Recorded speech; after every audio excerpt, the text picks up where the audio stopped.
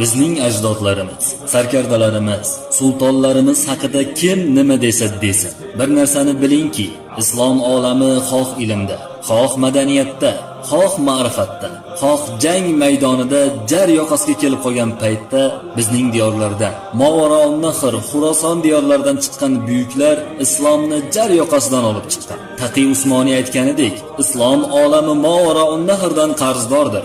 Yusuf Qarzoviy aytganidek, islom ko'chati arab diyorlarida ekildi, ammo uning mevasi Mavaro-Nahrda pishdi. Imom Buxoriy, Imom Dorimiy, Imom Termiziy, Muhammad Xorazmiy, Abu Rayhon Beruniy, Imom Matrudi, Marg'inoniy, Imom Saraxsi, Mahmud Zamaxshari, Imom Taftazoniy, Amir Temur, Sulton Zahiriddin Muhammad Bobur, Avrangzeb Olamgir, Shayboniy, Jaloliddin Manguberdi, Sayfuddin Qutuz,